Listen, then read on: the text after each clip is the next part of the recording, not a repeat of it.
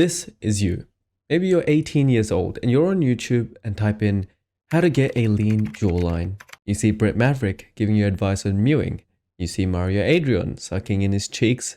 You see Alpha M doing whatever the hell this is. If you're a girl, you're probably going to see someone like the Daily Student, where in the before, she's deliberately smiling, and in the after, she's giving us her best Zoolander look. Also known for blue steel. Can we see that one? Blue steel? There. Observe is literally tilting her head down to give herself a double chin, but she's so lean that she can't. What I'm trying to say is that there is a lot of misinformation on this topic. In the West, we have a preference for sharp, angular features, so wanting to lose facial fat to expose your sharp bone structure underneath is completely understandable. It is a Western criteria of an attractive face, but herein lies our first problem for why many of you don't get results. You just don't have the sharp bone structure underneath. Many of you watching are still young. I've looked at my demographics, it's like 18 to 25. So chances are that you haven't reached your full facial development yet. Most faces stop developing at 25, but technically your facial bones move all throughout your life. To achieve a lean, hollowed out look like your favorite male model or female model, your bone structure has to be greater than your facial leanness. If you've ever seen a starving or emaciated child, they are unfortunately very skinny, but their facial development is still juvenile because they're children, obviously, not adult male models. The common myth of just starve yourself to get hollow cheeks or look more mature is wrong. You do need to be relatively lean, but your bone structure is a more determining factor. A fitness science YouTuber that I personally quite enjoy watching, Vitruvian Physique, has very defined bone structure. And even at higher body fat levels, the definition is still there. Derek from the More Plates, More Dates channel once got down to absurdly lean levels, but no disrespect to Derek, his bone structure is not that remarkably striking, and it's even more apparent at his lean levels. At a much healthier body fat, his buccal corridors do carry more fat, whereas Igor from the first channel doesn't show it as easily. And that's just because the jawgonian, so this landmark of the face, is not very wide for Derek, or for most people. This creates a convex shape instead of the desirable concave of hollow modeling faces, which pulls the skin laterally outwards, so out to the sides, that so many of you keep asking me for advice on. If you fall into the first category of people with insufficient facial development, a weak jaw, narrow face, then chances are you should probably see an orthodontist first. We've made countless videos on how orthodontic topics such as diet influences your jawline, or things like bad sleeping habits make your face asymmetric. It is not all genetics. Don't blame it on genetics. The oral habits that you develop from your first 6 months to 17 years largely determine if you will reach your genetic potential, and most of you do not.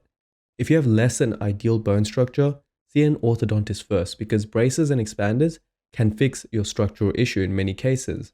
If you want immediate results, you can also get gonian implants or cheek implants, but again, we're trying to correct with surgery what should have been done with orthodontics in your childhood, and this is very much a band-aid solution as well. Lastly, you can try orthotropic methods like mewing to force your face to grow outwards, but I recommend this last because you probably want faster results, and if you're watching this video now, from teenage to adulthood, somewhere around that age, it's going to require more force, more effort, and time to get results. But let's get back on track. The original question was why your face never looks lean. The most obvious answer is that you're not at a low enough body fat level, but as I showed before with those examples, even being in an absurdly lean state is not enough to get a sharp enough face. If your jaw width is narrow, it's simply not going to pull the jawline skin, the submental, the chin, sharp or tightly enough to create an aesthetic outline. The same can go for the cheekbones. If they're flat, it's not going to create an aesthetic OG curve. The eyes, the brow bones, and so many of your other features are all dependent on having a few extra millimeters of bone, more so than the average person, to pull the fat and the skin tightly. However, most of you are also young, meaning that no matter how lean you get, you're still going to have juvenile fat pads. Baby fat sticks around into your mid to late 20s, and it makes both men and women look more neotenous. This is an advantage to women as they can stay youthful for longer, but a disadvantage for men as they generally want to look more older and mature.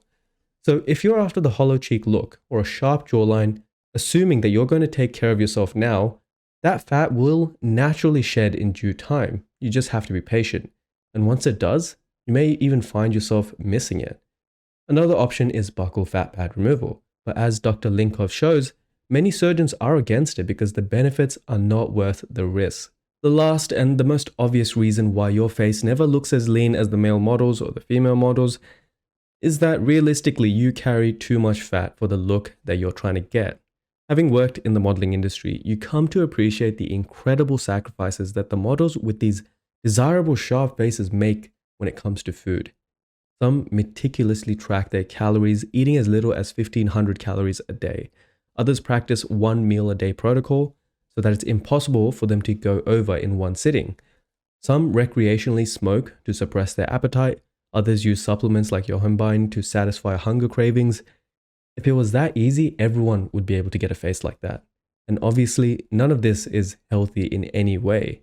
But to get a face like that, it's a combination of above average bone development and above average leanness, not one without the other.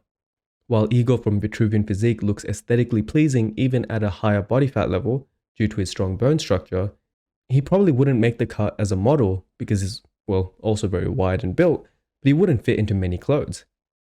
I don't think they starve themselves to have a striking face, although that is a factor in modeling, but rather they do so to fit themselves into clothes because most male models are not allowed to gain muscles either, or else they're going to become too bulky, and it's all about fitting into one size fit all clothes. And if you cannot do that, then you're going to lose out on your income.